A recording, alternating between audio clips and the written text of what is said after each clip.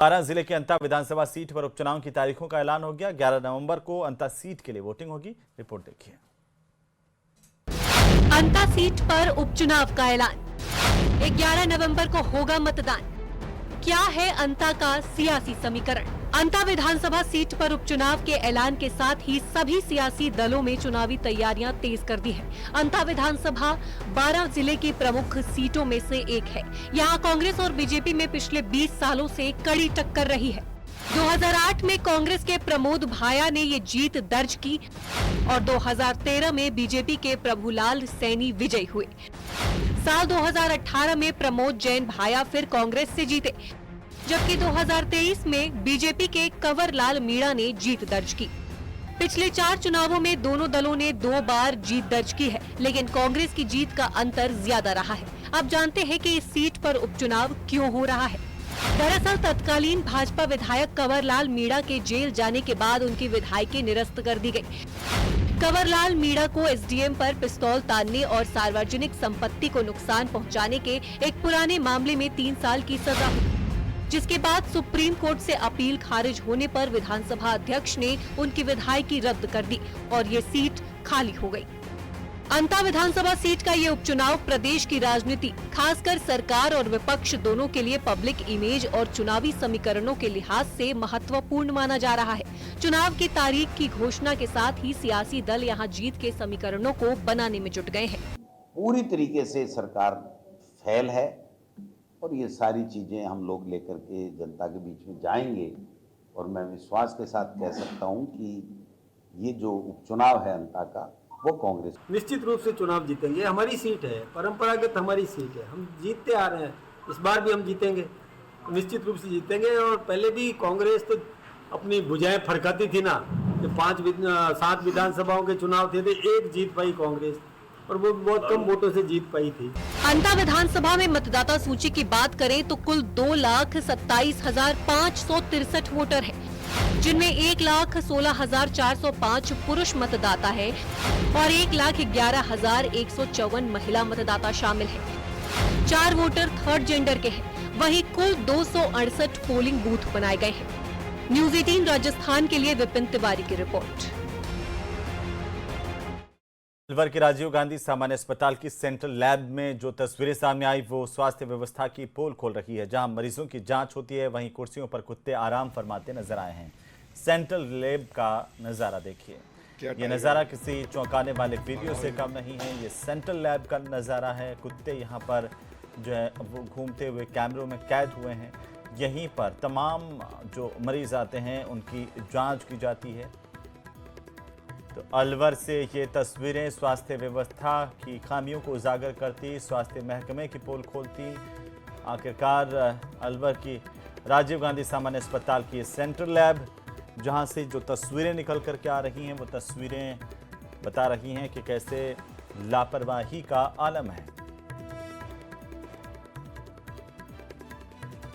और इसी बीच दौसा से बड़ी खबर मिल रही है, जहां पर नेशनल हाईवे पर महिला के साथ चैन स्नैचिंग हुई है। बड़ी जानकारी है इस वक्त की। चलती बाइक पर महिला के साथ लूटपाट की गई है। इस घटना के बाद अनियंत्रित हो गई बाइक और महिला, उसके पति और बच्चों को चोटें भी आई हैं। बहरहाल इस महिला को अस्पताल में भर्ती करवाया गया है। रालावास गांव में ये घटना हुई है। बड़ी खबर है दौसा के रालावास से। बड़ी जानकारी, नेशनल हाईवे पर चैन स्नैचिंग की घटना सरेआम। और इसके बाद जो बाइक सवार दंपति है वो गिर गए, घायल हुए हैं।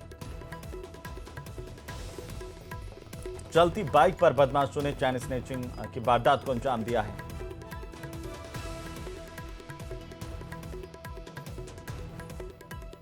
और इसी बीच एक और बड़ी खबर राजधानी जयपुर से, जहां पर एसएमएस अग्निकांड पर सबसे बड़ी अपडेट आ रही है। मृतकों के परिजनों को मुआवजे का ऐलान सरकार की तरफ से किया गया। परिजनों को 10-10 लाख रुपए का मुआवजा दिया जाएगा। राज्य सरकार ने मुआवजे की घोषणा की है। परिजनों को तत्काल मुआवजा राशि देने के आदेश दिए गए हैं। बड़ी खबर इस वक्त की गुलाबी नगरी जयपुर से एसएमएस अस्पताल के अग्निकांड को लेकर के बड़ी अपडेट है। परिजनों को सरकार, जो मृतकों के परिजन हैं, उनको 10-10 लाख रुपए की आर्थिक सहायता राशि देगी और इसके लिए आदेश दिए गए कि तत्काल ये राशि जारी की जाए। मृतकों के परिजनों को मुआवजे का ऐलान किया गया है। बड़ी खबर है इस वक्त की।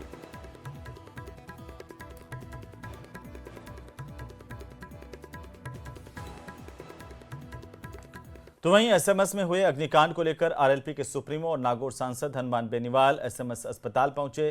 ट्रॉमा सेंटर में आग से मौतों पर उन्होंने दुख जताया। घटना को लेकर हनुमान बेनीवाल ने सरकार पर बड़ा प्रहार किया। कहा कि इस घटना की न्यायिक जांच होनी चाहिए। उन्होंने कहा कि 4 लोगों को पकड़ने से हालात नहीं सुधरेंगे। क्या कुछ कहा, जरा सुनिए। कहा जाता कि यहाँ आने के बाद आदमी की जान बच जाती है। ये दुर्गति एसएमएस अस्पताल की यहाँ न्यायिक जांच इस मामले के अंदर होनी चाहिए। इन जांचों से कुछ भी फर्क नहीं पड़ता। ठेकेदार को आप पकड़, मुझे पता है ठेकेदार को पकड़ लेंगे, 4 आदमी को जेल में डाल देंगे, तो कोई व्यवस्था थोड़ी छूट जाएगी। 4 दिन बाद वापिस जमानत पर छूट किया जाए। ये हालात आप देख रहे हो सर। मेरी मांग है न्यायिक जांच को, गजेंद्र खेमचर को हटाए, बर्खास्त करे, सस्पेंड करे। ऐसे लोगों को क्या फायदा तो 8 बजे तक मौज मस्ती कर रहे थे और पूरे फार्म हाउस पे। इनको ये नहीं पता कि इस तरह की घटना हो। और जो कब सिर्फ के मामले में कह रहे हैं कि कंपनियां सब ठीक है, दवाई से अपना आप मरे, ऐसे लोगों को रखने का आखिर औचित्य क्या होंगे? राजा महाराजा तो राजा रानी अब ये लोग चलाएंगे सिस्टर को। जमाने गए राजा रानियों के वोट पे।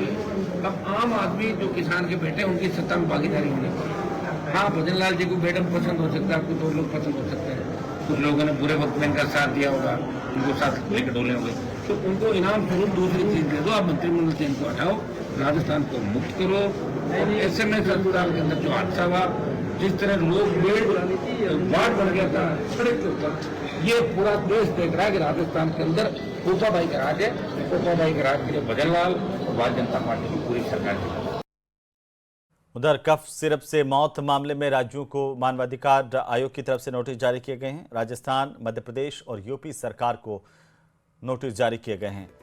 एनएचआरसी की तरफ से डीसीजीआई को भी नोटिस भेजा गया। बच्चों की मौत के आरोपों की जांच करने के निर्देश दिए गए हैं। नकली दवाओं पर तत्काल प्रतिबंध लगाने के निर्देश भी मानवाधिकार आयोग की तरफ से दिए गए हैं। यह बड़ी खबर है इस वक्त की। सबसे बड़ी जानकारी आपको बता दें कि राष्ट्रीय मानवाधिकार आयोग ने नोटिस जारी किए हैं, जिसमें मध्य प्रदेश, राजस्थान, उत्तर प्रदेश की सरकारें शामिल हैं।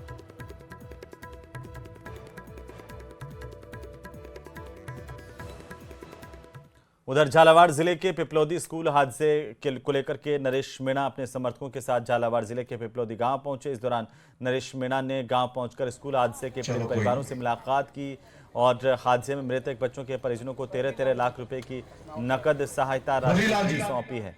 हादसे में घायल बच्चों के परिजनों को 75-75 हजार रुपए की सहायता राशि दी गई। इस दौरान मीडिया से बातचीत करते हुए नरेश ने कहा कि वे स्कूल हादसे वाले दिन झालावाड़ के मेडिकल कॉलेज अस्पताल में बच्चों को 50-50 लाख रुपए की सहायता दिलवाने की मांग को लेकर धरने पर बैठे थे, लेकिन सरकार के इशारे पर उन्हें जेल में डाल दिया गया। ऐसे में उन्होंने बाद में जयपुर में धरना देकर बच्चों के लिए सहायता राशि की सरकार से मांग की। देखो, ये 25 जुलाई को जो यहाँ पर जो दर्दनाक घटनाक्रम हुआ था, 7 बच्चे भ्रष्ट सिस्टम की वजह से, भ्रष्टाचार की भेंट चढ़ गए थे, जो एक स्कूल की दीवार गिरने से मर गए थे। उन बच्चों को न्याय दिलाने के लिए मैं भी झालावाड़ हॉस्पिटल के बाहर धरना दे के बैठा था कि जिस तरह से राजस्थान में 50-50 लाख रुपए मुआवजा दिया जाता है ऐसी घटनाओं में, इन बच्चों को मुआवजा दिया जाए। लेकिन मेरी मांग को अनसुना करते हुए यहाँ की मुख्यमंत्री रही वसुंधरा राजे के दबाव में मुझे 40 दिन जेल में डाल दिया गया था। मुझे लगा था कि मैं 40 दिन जब जेल में रहा हूँ तो यहाँ से वसुंधरा 2 बार की मुख्यमंत्री रही है, 5 बार वो सांसद रही, उनका बेटा 5 बार सांसद रहा, तो इन गरीबों की सुनवाई वो वसुंधरा जरूर करेगी जिसको इतनी बार इन्होंने बनाया है। लेकिन मैं जब 40 दिन बाद भी जेल से बाहर निकला हूँ तो मैंने सुना है कि लोग नागौर से आके एक निर्मल चौधरी नाम का छात्र संघ का अध्यक्ष इनको लाख लाख रुपए की मदद करके जाता है। किरोड़ी लाल जी मीणा व्यक्तिगत लोग लाख लाख रुपए की मदद करके जाते हैं। डोटासरा जी कांग्रेस के प्रदेश अध्यक्ष लाख लाख रुपए की मदद करके जाते हैं। और वो वसुंधरा जिसको 10 बार सांसद बनाया, 2 बार मुख्यमंत्री बनाया, उसकी तरफ से 54 भी इनको दी नहीं गई है। उधर कोटा फेस्टिवल सीजन से पहले ही खाद्य सुरक्षा विभाग की बड़ी कार्रवाई सामने आई है और शुद्ध आहार मिलावट पर वार अभियान के तहत कार्रवाई के दौरान शहर के रानपुर इलाके का जायजा लिया गया। इसमें कई अनियमितताएं मिली। फर्म का फूड लाइसेंस उचित स्थान पर प्रदर्शित नहीं था। कर्मचारी बिना मास्क ग्लव्स के काम कर रहे थे। पानी की जांच रिपोर्ट, पेस्ट कंट्रोल रिकॉर्ड भी नहीं मिले। निर्माण इकाई अनहाइजीनिक स्थिति में पाई गई। मौके से 1270 कट्टों में 31,750 किलो मिश्री, 200 कट्टों में 5,000 किलो बूरा, 29 कट्टों में 1,450 किलो सोडियम हाइड्रोसल्फाइड बरामद कर लिया गया है। कुल 38,200 किलो माल सीज यहां पर किया गया है।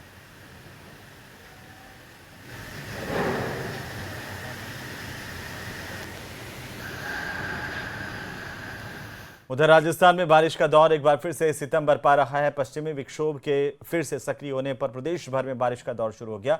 बीती रात से रुक रुक करके बारिश हो रही है। इसके चलते लोगों की मुसीबतें बढ़ गई हैं। कहीं जलभराव की स्थितियां हैं, कहीं पानी में फसलें डूबी हुई नजर आ रही हैं। ये 5 अलग अलग तस्वीरें आप देखिए। नागौर और उसकी तस्वीरें भी आएगी, लेकिन बीकानेर, सुजानगढ़, चूरू की तस्वीरें देखिए। 2 अलग अलग तस्वीरें हैं।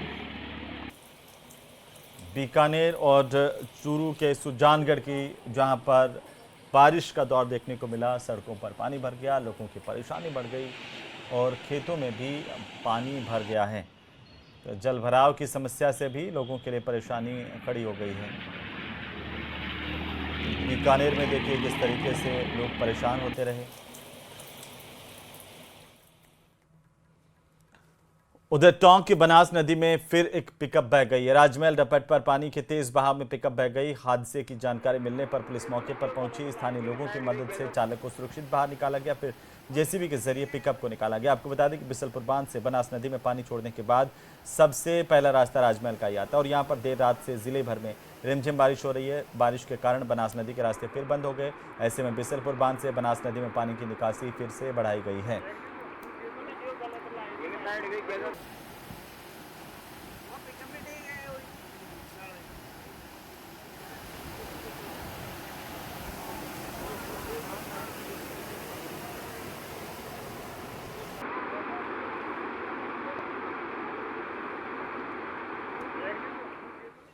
भीलवाड़ा के आसींद के पास ईरान ग्राम पंचायत में शमशान घाट की स्थिति सालों से दयनीय बनी हुई है। यहां अंतिम संस्कार के लिए बना टीन शेड पूरी तरह जर्जर हो गया, जबकि शमशान तक जाने वाले रास्ते पर बारिश की वजह से भारी कीचड़, जलभराव की स्थितियां। प्रशासन की उपेक्षा के चलते ग्रामीणों को शव यात्रा के दौरान बड़ी कठिनाइयों का सामना करना पड़ा। दरअसल बीती रात को एक व्यक्ति की मृत्यु हो गई। सोमवार को रायला सामुदायिक स्वास्थ्य केंद्र में पोस्टमार्टम के बाद शव को परिजनों को सुपुर्द किया गया। जब ग्रामीण राकेश के अंतिम संस्कार के लिए शमशान घाट पहुंचे, शमशान घाट की बदहाली सबके सामने आई।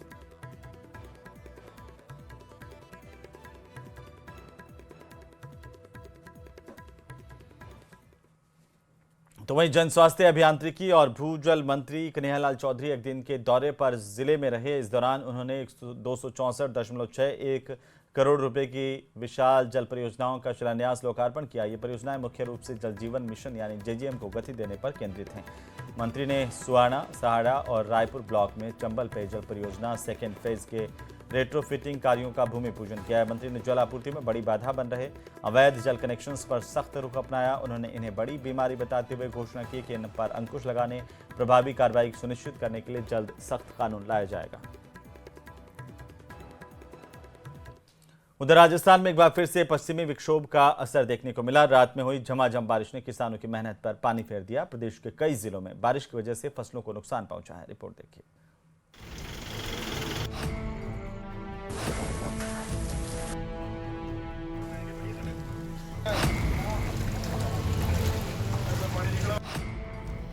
सितंबर रहा भारी, अक्टूबर में बारिश जारी।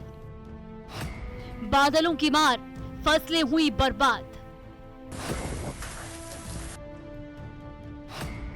समस्या अपार, किसानों पर बढ़ा भार।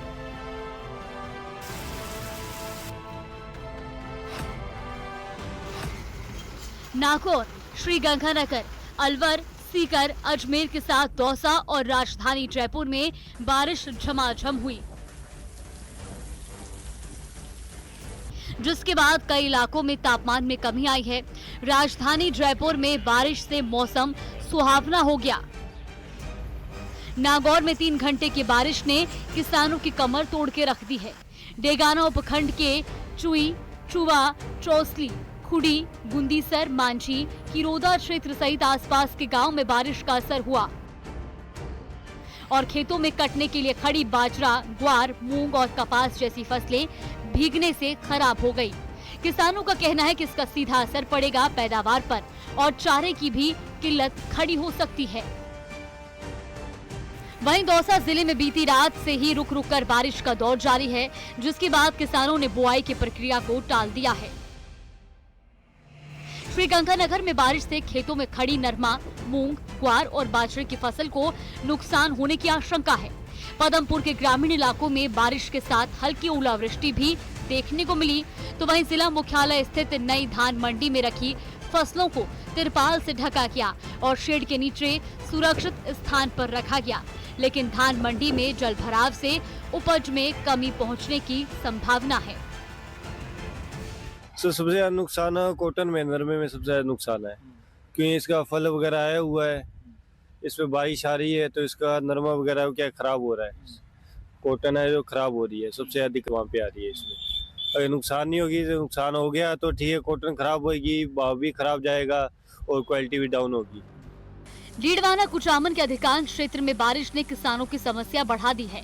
तेज बारिश से कई जगह खेतों में काट कर रखी फसल भीगकर खराब हो गई है। वहीं किसान पहले सूखा और अब अतिवृष्टि की मार झेल रहे हैं। मौसम विभाग की माने तो अभी बारिश का दौर जारी रह सकता है। इस बरस किसानों से राम और राज दोनों रूठ गए हैं। किसान अपने खून पसीने की बहाकर फसलों को बनाया था। बनी हुई फसलें, पक्की पकाई फसलों को जब कटाई का समय आया तो बिना मौसम की बारिश आने से खेतों में पड़ी हुई फसलें भीग गई है। सीकर की बात करें तो बारिश के चलते अब सीकर में ठंडक भी बढ़ चुकी है। मंगलवार को भी सीकर में बारिश का दौर जारी रह सकता है, जिसे लेकर जिले में बारिश का ऑरेंज अलर्ट जारी किया गया है। तो वहीं अजमेर में भी आसमान में काले बादल छाए रहे और सर्द हवाओं के साथ रिमझिम बारिश का दौर शुरू हो गया। लगातार हो रही बूंदाबांदी और रिमझिम बारिश के चलते मौसम में नमी और तापमान में गिरावट भी दर्ज की गई है। Bureau report, news 18, Rajasthan. उधर सोने